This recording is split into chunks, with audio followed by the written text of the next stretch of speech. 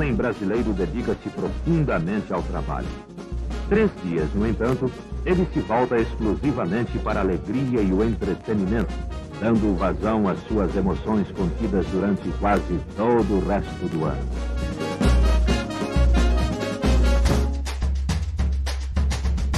Eu acho que se a gente fizer uma retrospectiva do carnaval de rua principalmente, mas acho que o carnaval das escolas de samba também, a gente monta um mosaico desse Brasil plural, né? A gente vai ver o que aconteceu antes da ditadura, no período da ditadura, na abertura política e o que acontece nesse século XXI. Ele é essa possibilidade de colocar os seus ideais na rua. Tem dimensões políticas que se mexem no carnaval, né? Porque tudo se mexe no carnaval. O carnaval é um momento de se mexer. É uma subversão sem bomba.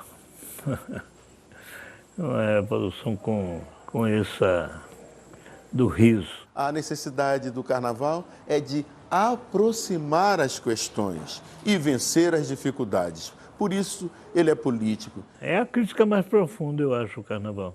Pela alegria, pela festa. Da vírus esse mundo em festa, trabalho e pão.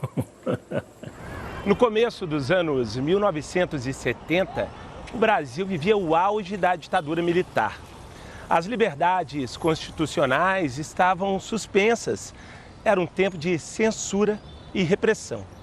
Mas no carnaval, aqui em Salvador, a juventude deu uma resposta ao regime e foi para as ruas numa festa que pedia e cantava a liberdade. E o palco principal foi esse aqui, a Praça Castro Alves.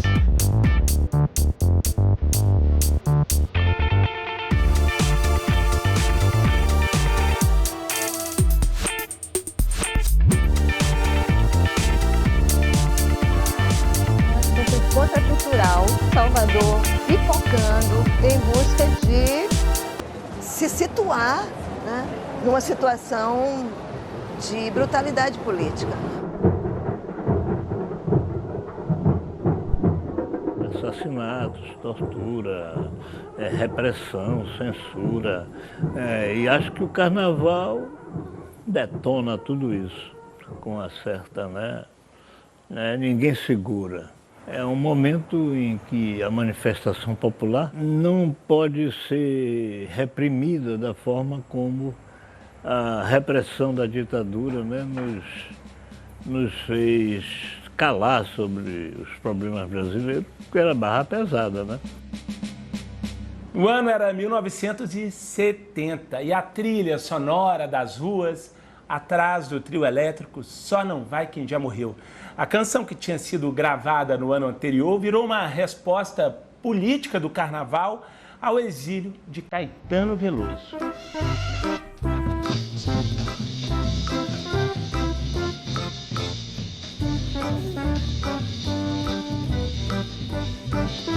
Enquanto na Bahia estavam todos cantando sua música num calor baiano, você estava bem longe, você estava exilado no frio londrino.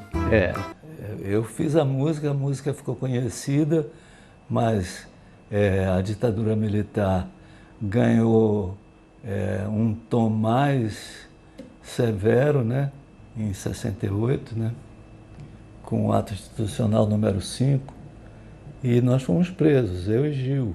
E eu deixei a música aí, mas não vi o Carnaval da Bahia com a minha música até 3 anos depois, porque nós passamos 2 meses na cadeia, 6 meses confinados na cidade de Salvador e depois 2 anos e meio exilados. E moramos em Londres durante o exílio. E na sua volta do exílio, acontece em 72, tem um carnaval muito simbólico, que é o carnaval da Caetanave. Cara, isso para mim foi um negócio impactante, assim, porque eu fui pro carnaval de volta, né? Me lembro que eu saí com meu pai, minha mãe, o pessoal lá de casa. A gente saiu todo mundo andando para chegar, caminhar para perto da Praça Castro Alves, que era onde a gente mais ficava. E todo mundo, a turma toda animada, ficava na Praça Castro Alves o tempo todo, né? E ficamos lá, eu fiquei vendo as coisas. De repente eu vi uma movimentação das pessoas que um caminhão vinha subindo da ladeira da montanha para a Praça Castro Alves. E eu vi que era o trio elétrico, e que era o trio elétrico mais importante de Salvador, era esse pessoal do trio Tapajós. Quando ele veio andando, ele tinha uma forma de nave, assim, né, de navio, com o nome assim, Caetanave. Eu chorei. Chorei pra caramba, que estava voltando ao Brasil, entendeu? Tinha chegado em janeiro, em fevereiro, vi esse negócio, fiquei... Um carnaval com a repercussão política do exílio, com uma música que você deixou. O outro carnaval que te recebe. Eu acho que o carnaval tem um pé no conceito de liberdade, né?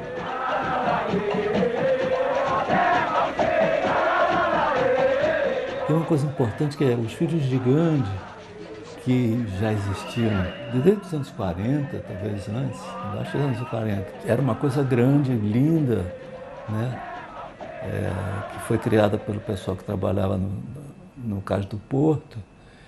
Era, sobretudo, muita gente preta, muito homem preto. Em parte, por causa do crescimento do trio elétrico, muitas coisas foram minguando no Carnaval da Bahia, né? Principalmente Filhos de Gandhi, que era uma coisa enorme. Estava ficando com pouca gente desfilando nele e pouca gente se interessando por ele. Aí o Gil, que nem gostava muito do carnaval, eu insisti até para ele ir, vamos para a rua para ver, porque a gente voltou do exílio em 72. Aí ele um dia disse, tá, eu vou, foi para olhar o carnaval, porque eu disse, é muito interessante, vívido. Mas o que tocou mais ele foi o fato de ele ver os filhos de Gandhi, muito poucos, e assim, uns deitados na rua, assim, e se lamentando, porque o bloco tinha basicamente acabado, de tão pequeno e sem importância tinha se tornado.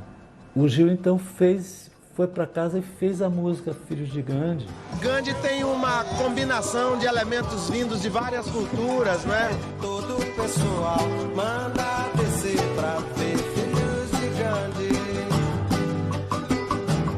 E essa música, cara, isso é um acontecimento político mais importante. Essa música fez renascer os Filhos de Gandhi. No ano seguinte já era um negócio enorme de novo, por causa da música de Gil, que é uma música, para mim, lindíssima e um acontecimento cultural na cidade de Salvador de grande profundidade. Ia para a rua pedir paz. É. No momento em que a sociedade não estava pacificada. Gandhi era uma figura política considerada internacionalmente e sempre com uma política capaz, né, de modificar as coisas, mas sempre a partir de atitudes de paz. Oh, meu Pai do céu, na terra é carnaval, chama o pessoal, manda descer pra ver Filhos de Gandhi. Jaci, Coraci, a luz só, exaltado desse bloco, que vem lá do Tororó. Felicidades, amor e paz, é a mensagem que o Apache nos traz. O que é o Apache com X, que muita gente não entende, que acha erro de grafia. APA, Área de Proteção Ambiental. PAX, Pax, paz em latim. AXES, Axés, força.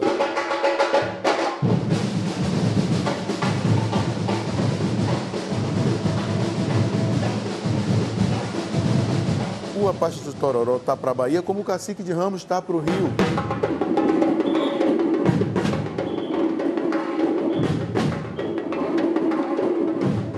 O Apaches do Tororó é um bloco de inspiração indígena que desfilou pela primeira vez no Carnaval de 1969.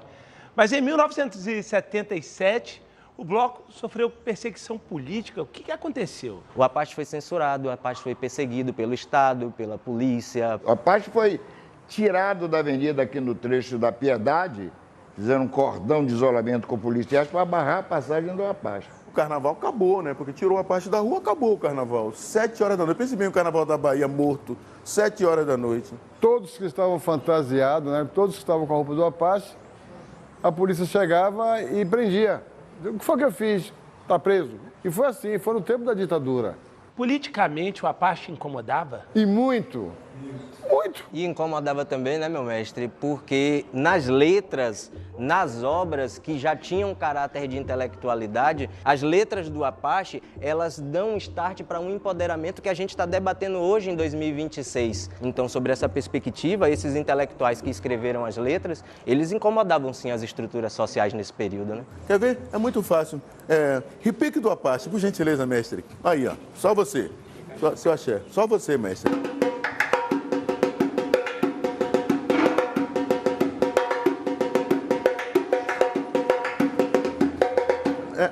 A caixa do Apache, né?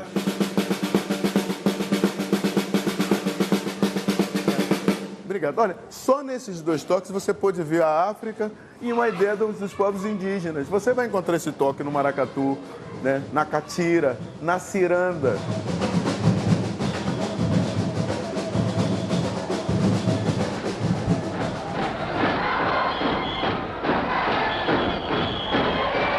A própria história do carnaval brasileiro é um momento de dor, de angústia e de sofrimento que foi feita uma releitura e transformada em alegria.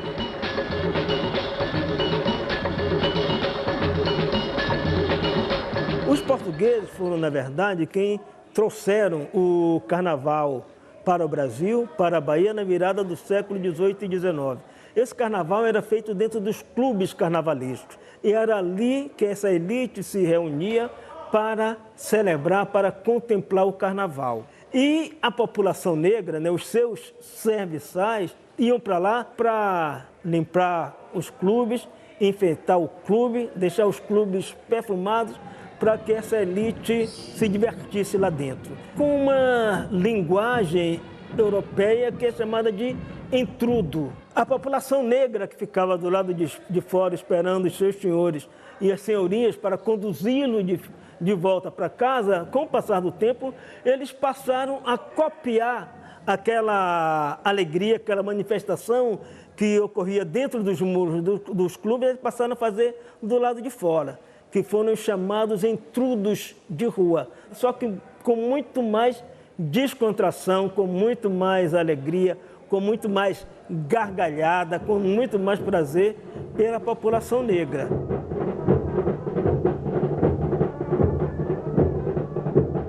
Logo na sequência, transformou isso em outras manifestações mais organizadas, criando pequenos cordões carnavalescos. À medida que essa manifestação da cultura negra popular começou a crescer, as autoridades públicas passaram a reprimir. E à medida que isso ia acontecendo, o carnaval ia mudando, o carnaval popular ia mudando de endereço e ia, inclusive, ganhando as periferias. E eu posso falar mais especificamente nos blocos afros da cidade de Salvador. Em 1974, com o Ilê-Aie, no Curuzu, que nasceu como bloco afro, inspirado nas lutas de libertação do continente africano e na luta dos direitos civis encabeçada por Martin Luther King, mas também nas lutas políticas dos negros americanos que faziam parte daquilo que, de certa forma, se tornou um partido político, que foram os Panteras Negras dos Estados Unidos. Branco, se você soubesse o valor que o negrão tem, tu tomava banho de pinho e ficava preto também.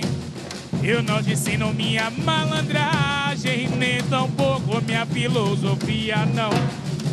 Quem dá luz a cego é Bengala Branca e Santa Lúcia. Como foi o primeiro desfile? O primeiro desfile foi complicado. Nós saímos aqui do Curuzu, faltou energia aqui no Curuzu na hora, e nós saímos com um carro, um Fusca de um vereador que morava aqui. Nós fomos hostilizados. Algumas pessoas chamam a gente de falso africano. E desfilamos aí, cantando só a música de Paulinho Camaceu, que bloco é esse? Que bloco é esse? Eu quero saber, o mundo negro. Somos...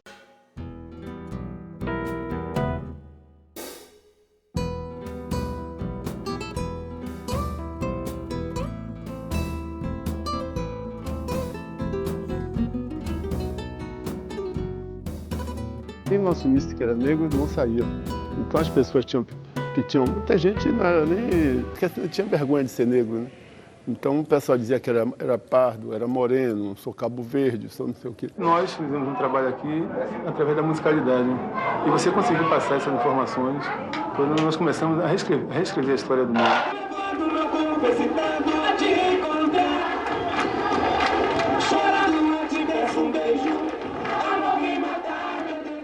Aí a Polônia ainda passava a unha assim para ver. Então, a gente usou um bocado de creme, se não sair fubá, não sai. Aí os caras. Aí também foi uma forma que nós encontramos de reeducar nosso povo. A elevação da autoestima das mulheres e dos homens pretos já começa a fazer o seu manifesto político. Crioulo do rosto, bem legal, cabelo duro, black power, bem legal, black power. O Ileaie não transformou só o carnaval. Mexeu também com a cabeça da juventude negra criativa e politizada que queria acesso aos direitos. A partir do Ilê surgiram outros blocos afro. O Malê de Balê, o Badauê, o Muzenza e o Olodum, que através dos tambores mudou a realidade social aqui do Pelourinho.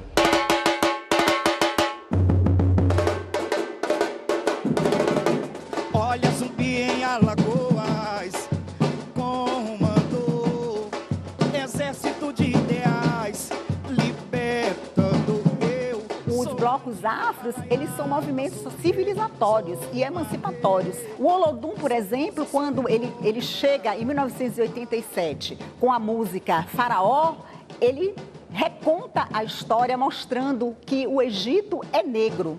Eu falei Faraó,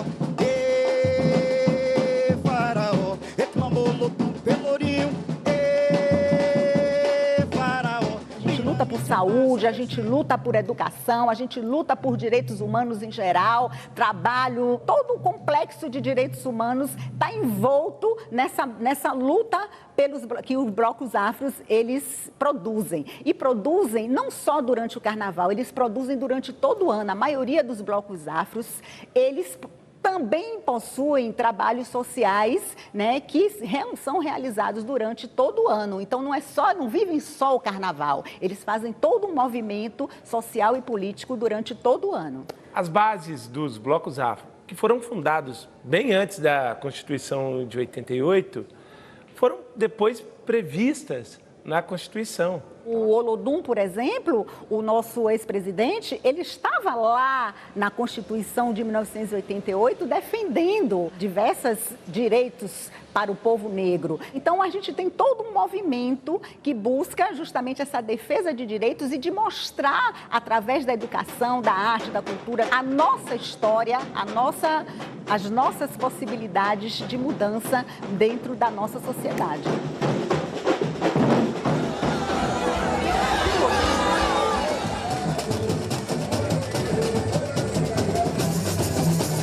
O carnaval no Recife, em São Paulo, no Rio de Janeiro, em Salvador, sempre viveu uma pulsão política. Mas o carnaval, especificamente do Rio de Janeiro, nos anos 70 e 80, tem um papel importante de evocar uma série de palavras, uma série de termos que eram de defesa da democracia, da retomada da democracia e contra o autoritarismo, porque carnaval e autoritarismo é uma coisa que realmente não combina e não tem nada a ver, né?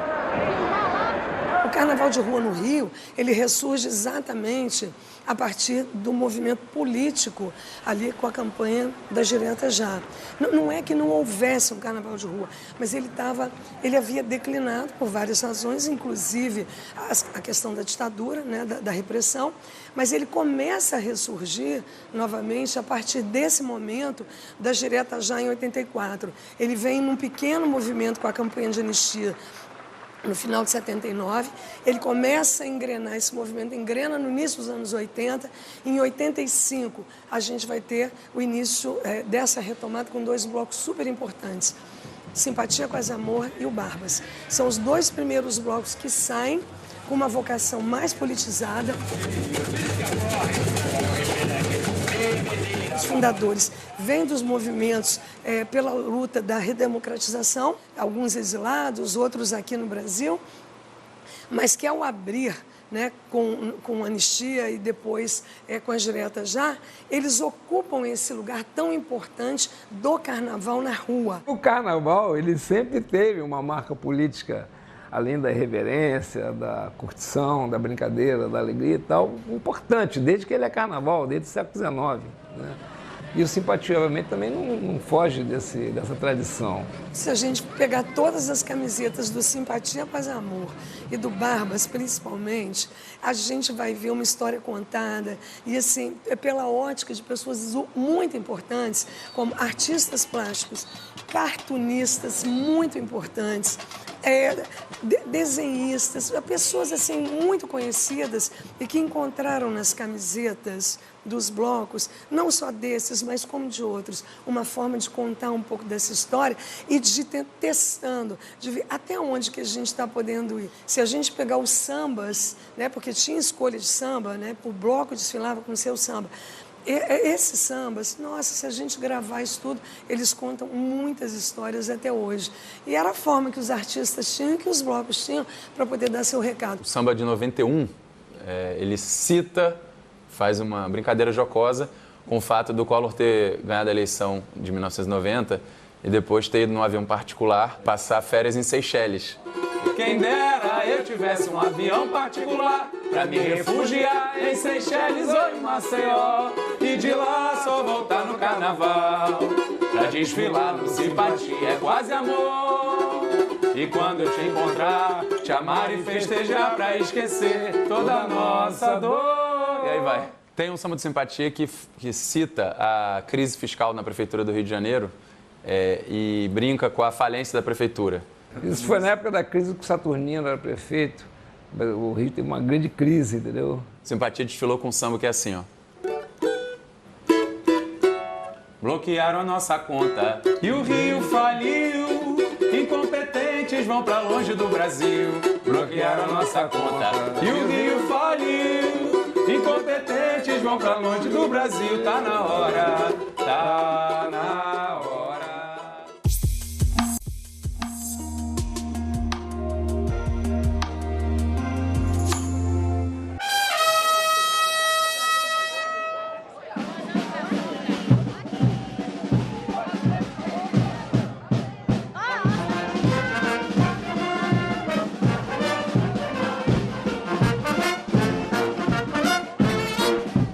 Política é muito importante para o carnaval, mas o carnaval é extremamente importante para os políticos.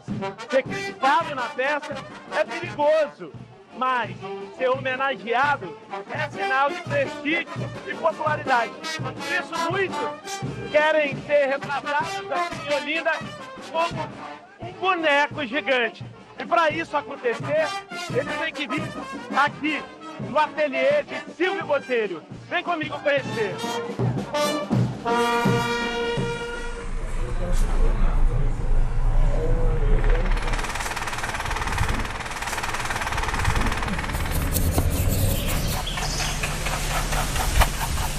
Há 54 anos, é aqui que nascem os bonecos de Olinda. E Silvio, oi. Para um político ser retratado no carnaval, precisa de quê? Sobretudo, ser boa conduta. E depois, ter coragem de fazer. E depois, emprestar a cara. Porque daí por diante, quem faz ele ficar bom ou rindo ou sorrindo sou eu.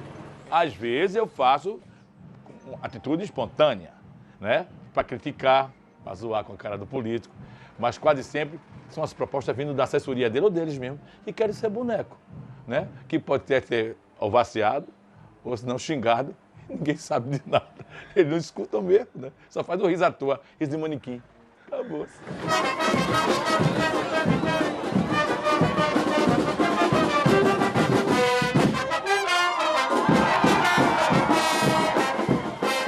maior expressão popular mais democrática que existe no Brasil, eu acho que no mundo. É sim um desejo de que todo mundo venha sorrir. Não sei dizer o que é carnaval. Carnaval é tanta coisa pra mim.